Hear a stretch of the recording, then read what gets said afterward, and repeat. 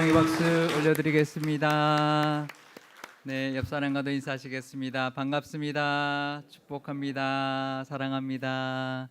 네, 우리 찬양의 심포니, 네, 온 세상이 하나님을 찬양합니다. 우리 온 세계 만물들이 하나님을 높이고 찬양하는데요. 오늘도 우리도 이 봄의 은혜를 누리고 또 부활의 은혜 가운데 하나님을 찬양하는 이 예배가 되시기를 바랍니다. 네, 요즘 우리가 민수기 말씀을 묵상하고 있는데요. 민수기를 통해 참 많은 은혜를 받고 있습니다. 그런데 오늘은 민수기에 나오는 조금은 불편하게 생각할 만한 한 사건을 통해 은혜를 나눠보려고 합니다. 바로 고라의 반역에 관한 말씀인데요. 고라가 모세와 아론에게 반기를 든 사건이었는데 민수기에는 이와 비슷한 사건이 이미 한번 나왔었습니다. 바로 모세의 형제 미리암과 아론이 모세가 구스 여인을 아내로 맞이했을 때 있었던 일이었는데요. 민수기 12장 1절에서 2절 말씀입니다. 모세가 구스 여자를 취하였더니 그 구스 여자를 취하였으므로 미리암과 아론이 모세를 비방하니라. 그들이 이르되 여호와께서 모세와만 말씀하셨느냐 우리와도 말씀하지 아니하셨느냐 하매 여호와께서 이 말을 들으셨더라. 그러니까 모세가 이방 여인을 아내로 맞이한 것을 비방하면서 이렇게 말을 했다는 겁니다. 하나님께서 모세하고만 말씀하셨냐 우리와도 말씀하지 아니하셨느냐. 이 말을 보면 그러니까 모세가 구스 여인을 아내로 취한 게 못마땅한 게 아니죠. 모세가 이스라엘의 지도자가 된 것을 못마땅하게 여기고 있다가 모세의 약점을 잡고는 그것을 빌미로 비방하기 시작했던 것입니다. 그 일로 미리암이 나병에 걸렸다가 다시 회복되는 일이 있었는데요. 이 고라의 사건도 좀 비슷합니다. 레위 자손이었던 이 고라가 모세와 아론의 권위에 도전하는 사건이 벌어졌는데요. 근데 이 두 말씀을 우리가 목회자에 대한 권위에 도전하거나 반기를 들면 안 된다 이렇게 해석하면 안 됩니다. 사실 그렇게 볼까봐 사실 이 본문으로 설교하는 게 참 부담스러운 본문인데요. 절대 그렇지 않습니다. 왜냐하면 모세를 미리암과 아론이 비방했을 때 모세도 지도자였지만 아론도 대제사장이었고요. 미리암도 여선지자였습니다. 이 세 사람 모두가 영적인 지도자였던 거죠. 그러니까 이들 모두를 다 목회자로 볼 수 있는 겁니다. 그러니 목회자의 권위에 도전한 사건으로 볼 수가 없는 것이고요. 고라의 사건도 마찬가지입니다. 고라도 레위 지파 사람이었습니다. 성전에서 일을 하던 사람이었으니까 목회자 같은 역할을 했던 사람인 거죠. 그러니 고라의 사건도 목회자의 권위에 도전한 사건이라고 볼 수가 없는 것입니다. 또 이 두 사건을 지금 우리에게 적용해도 마찬가지입니다. 우리는 모두 왕 같은 제사장이라고 했습니다. 그러니 지금은 이 시대에는 누가 권위에 도전한다, 그렇게 하면 안 된다 이렇게 적용할 수가 없는 거죠. 우리는 다 같은 왕 같은 제사장이기 때문입니다. 그렇다면 이 말씀을 통해 우리에게 주시는 하나님의 뜻은 뭘까요? 그걸 깨닫는 시간 되시면 좋겠습니다. 우리가 그동안 목회자에 대한 권위 도전이라고 생각하기 때문에 놓치거나 그냥 지나칠 수 있었던 하나님의 뜻이 있습니다. 이 말씀을 통해 우리에게 주시는 하나님의 음성을 듣는 시간이 되시기를 바랍니다. 분명 이 말씀을 통해 우리에게 주시는 하나님의 음성이 있을 겁니다. 그 말씀의 은혜를 누리시는 시간이 되시기를 바랍니다. 그러면 이 고라는 과연 누구일까요? 고라가 누구인지부터 알아야 왜 이런 일이 일어났는지를 이해할 수가 있을 텐데요. 제가 레위 지파 자손의 그 표를 한번 만들어 봤습니다.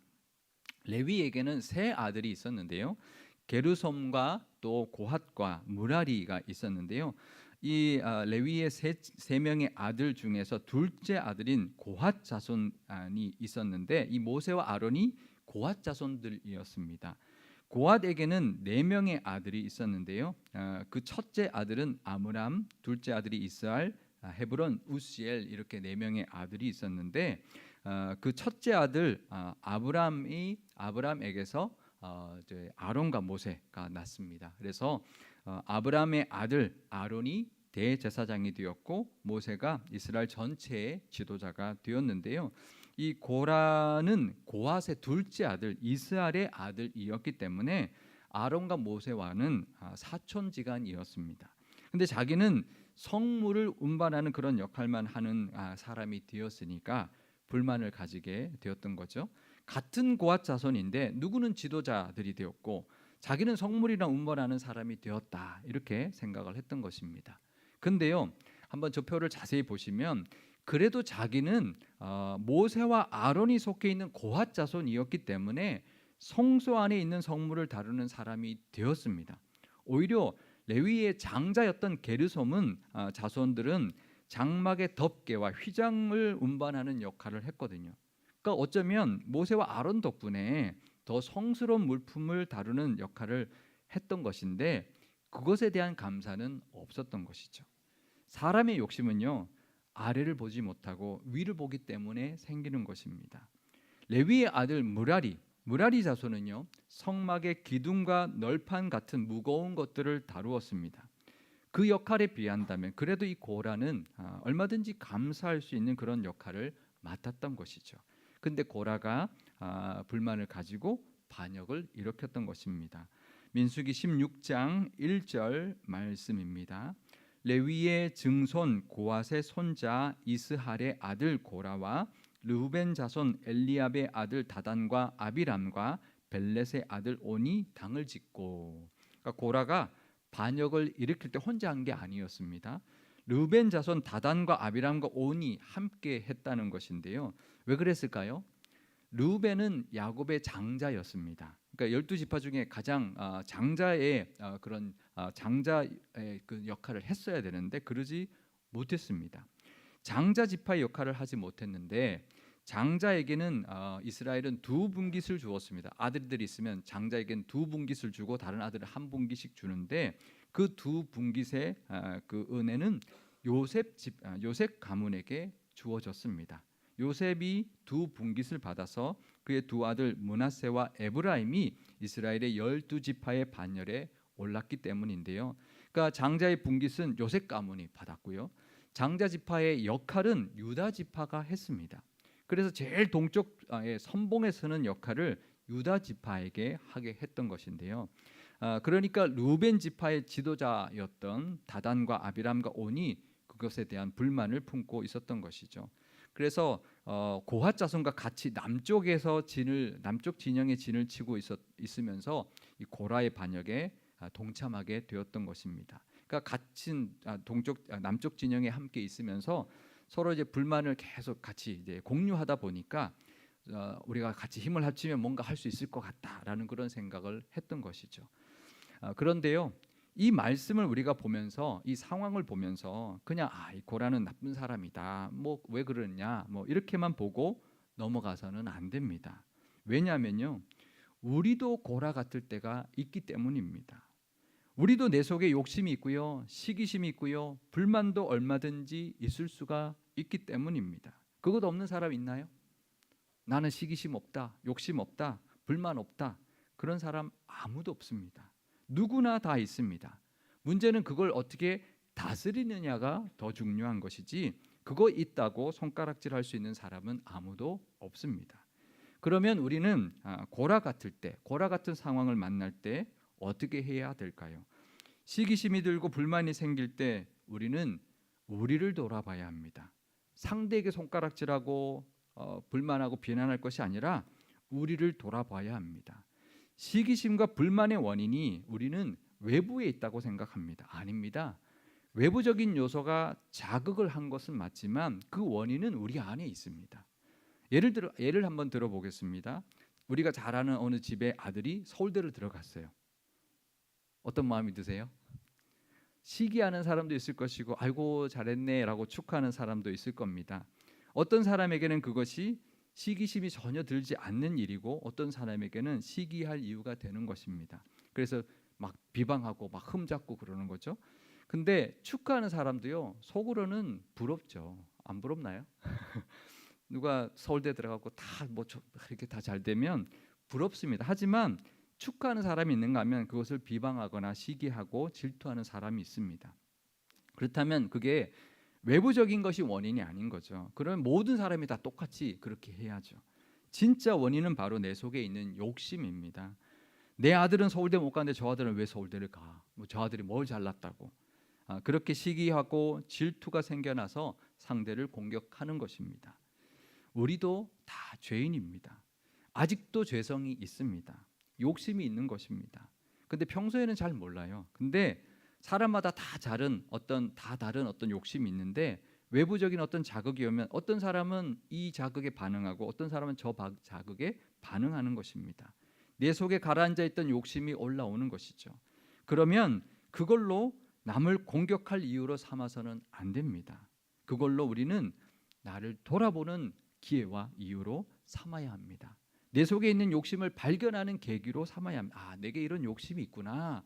내게 자식에 대한 욕심, 돈에 대한 욕심, 뭐 이런 어떤 자리에 대한 욕심이 있구나라는 것을 발견하는 계기로 삼아야 합니다. 오히려 그것을 남에게 공격할 이유가 아니라 나를 돌아보는 이유로 삼아야 합니다. 행복은 언제 올까요? 가지고 싶은 거 다 가지면 행복해질까요? 그럴 것 같으세요? 아닙니다. 세계적인 갑부에게 물어봤습니다. 세계적으로 가장 부자인 갑부에게 물어봤습니다. 어느 정도 가지면 만족하겠습니까? 라고 물었더니 뭐라고 대답했을까요? 조금만. 여기서 조금만 더 가지면 만족하겠다라는 겁니다. 많이 막 몇 조 원 이게 아닙니다. 여기서 조금만 더.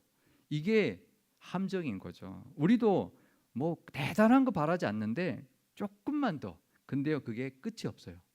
키가 조금만 더 크면요, 더 큰 사람 부럽고요. 돈 조금만 더 가지면 더 돈 많은 사람 부럽고요. 그게 우리의 욕심입니다. 욕심은 끝이 없습니다. 그러니 가져서 행복하려면 그건 불가능한 것입니다. 오히려 행복하려면 어떻게 해야 될까요? 가지는 게 아니라 내려놓아야 합니다. 내려놓을 때 행복이 찾아옵니다. 내려놓을 때 마음이 편안해지고요, 만족이 오고요, 감사가 나오는 것입니다.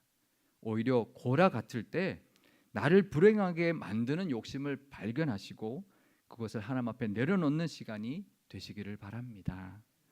고라만 손가락질할 것이 아니라 얼마든지 나도 고라가 될 수 있다라는 것을 기억하면서 그 고라 같은 상황을 만날 때 나를 돌아보고 내게 있는 욕심을 내려놓는 시간 되어서 참된 행복을 하나님이 주시기를 원하시는 은혜를 누리며 살아가시기를 바랍니다.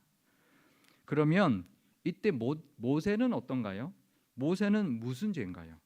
모세는 자기가 원해서 한 게 아닙니다. 하나님이 부르셔서 그 말 많고 불평 많은 이스라엘 백성들을 이끌고 약속의 땅으로 인도에 갈 큰 책임을 맡은 사람입니다. 얼마나 부담스럽겠습니까?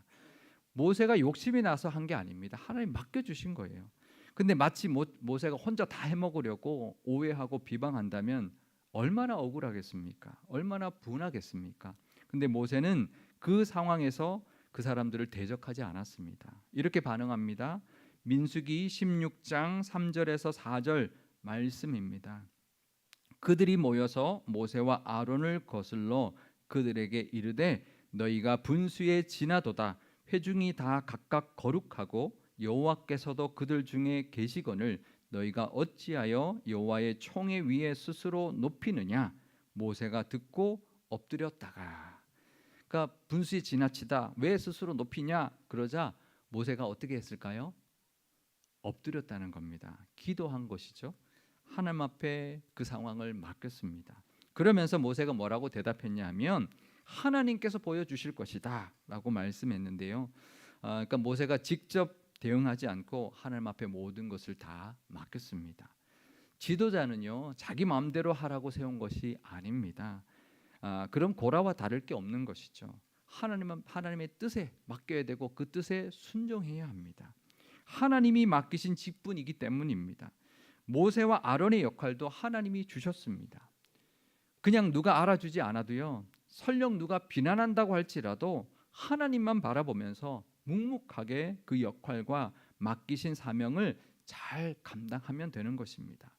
우리는 뭘 하다 보면 꼭 사람을 의식하게 됩니다. 사람한테 인정받으려고 하는 마음이 들 때가 있습니다. 사람 때문에 일희일비하지 마시고요, 하나님만 바라보면서 주신 직분에 충성하다 보면 하나님께서 갚아주실 것입니다. 분명히 하나님께서 다 아시고 채워주시고 인정해 주실 것입니다. 또 그러다 보면 사람들에게도 인정받게 될 것입니다. 그런 저와 여러분 되시기를 바랍니다. 이 고라의 반역의 결과는 고라와 그 주동자들이 다 땅이 갈라져서 그 땅 속으로 빨려 들어가 죽었고요. 그들과 동조했던 250명의 지휘관들은 하나님께로부터 불이 나와서 다 타죽게 되었습니다. 그렇게 고라의 반역은 일단락이 되었는데요. 시편에 보면 고라 자손의 시편이라는 시편들이 나옵니다. 이 고라가 그 고라일까요? 아니겠지. 고라가 반역했고 가족들은 다 죽었으면 다른 고라겠지. 그럴 수 있는데요. 아닙니다. 그 고라가 맞습니다. 다단과 아비람의 가족들은 그 루벤 자손들은 그 가족들이 다 죽었는데요. 민수기 16장 27절 말씀입니다. 무리가 고라와 다단과 아비람의 장막 사방을 떠나고 다단과 아비람은 그들의 처자와 유아들과 함께 나와서 자기 장막문에 선지라. 그러니까 다단과 아비람은 모든 가족이 함께 나왔는데 고라는 혼자 나왔다는 것입니다. 그래서 고라는 혼자 죽었습니다. 민수기 26장 10절에서 11절에 나오는데요. 땅이 그 입을 벌려서 그 무리와 고라를 삼킴에 그들이 죽었고 당시에 불이 250명을 삼켜 징표가 되게 하였으나 고라의 아들들은 죽지 아니하였더라. 그러니까 고라의 아들들은 아버지와 함께 하지 않았던 거죠. 그래서 죽지 않았습니다. 나중에 역대상에 보면 역대상 앞부분이 다 족보로 되어 있는데요. 다윗 왕 시대에 이 고라의 자손이 찬양 사역자가 되었다라고 기록하고 있습니다.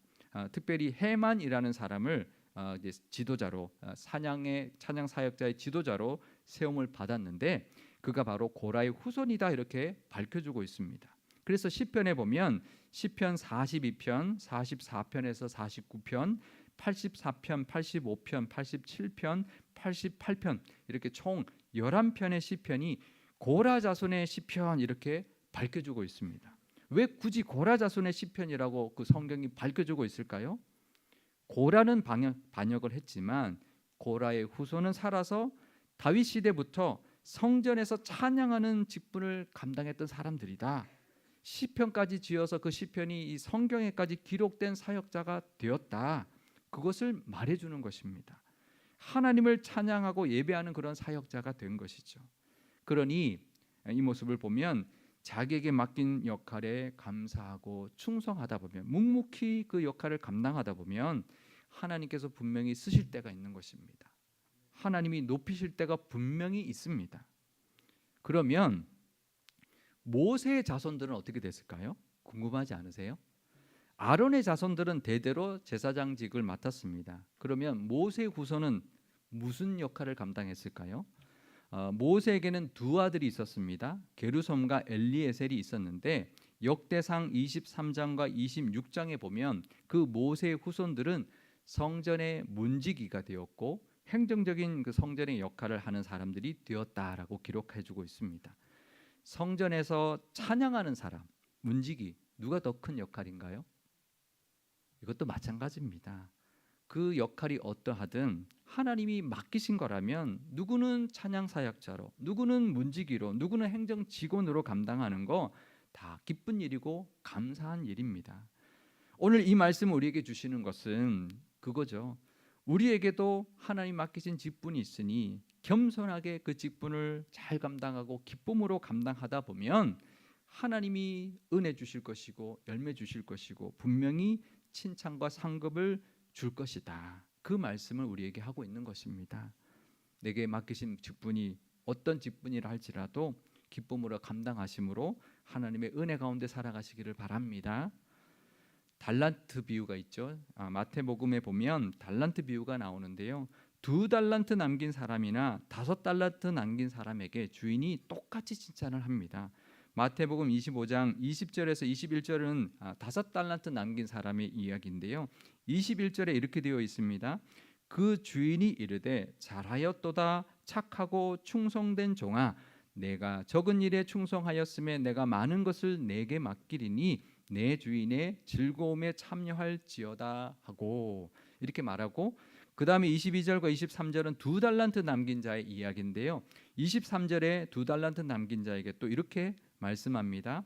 그 주인이 이르되 잘하였도다 착하고 충성된 종아, 내가 적은 일에 충성하였음에 내가 많은 것을 내게 맡기리니 내 주인의 즐거움에 참여할지어다 하고, 이 말씀을 하시는데요. 두 사람에게 똑같은 칭찬을 하는데 정말 토시 하나 다르지 않게 뭐 끝에 하고까지 똑같이 말씀하십니다. 이 말씀은 예수님이 비유로 말씀해 주신 건데요. 의도적으로 그렇게 하신 거죠.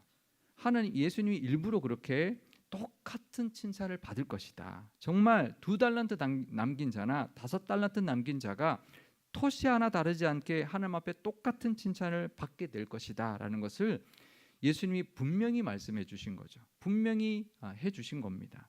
우리에게도 하나님이 맡긴 것이 있습니다. 재능이든 직분이든 가정이든 직장이든 비교하지 말고요.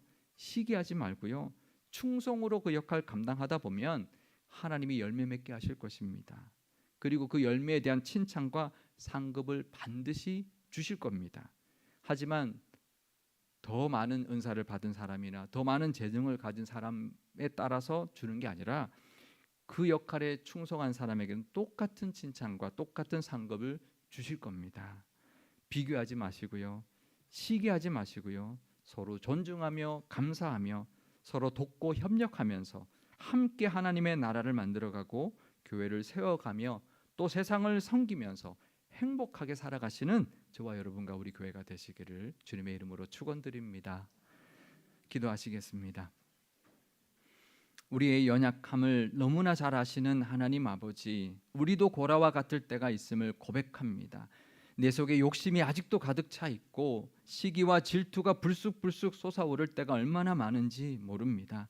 겉으로는 거룩한 척하며 살고 있지만 우리의 내면은 늘 죄된 모습으로 가득 차 있습니다. 이런 우리를 불쌍히 여겨 주옵소서.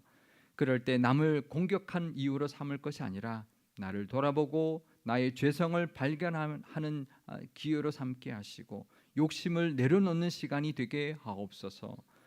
죄사함 받고 구원은 받았지만 여전히 십자가의 은혜가 없이는 살 수 없는 우리임을 기억하게 하시고 늘 그 은혜 가운데 살아가게 하옵소서.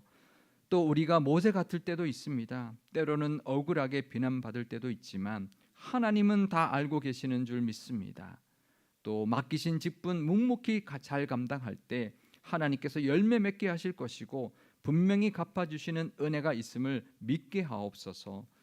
그 믿음으로 겸손하게 충성되게 직분과 맡기신 모든 역할 잘 감당케 하옵소서.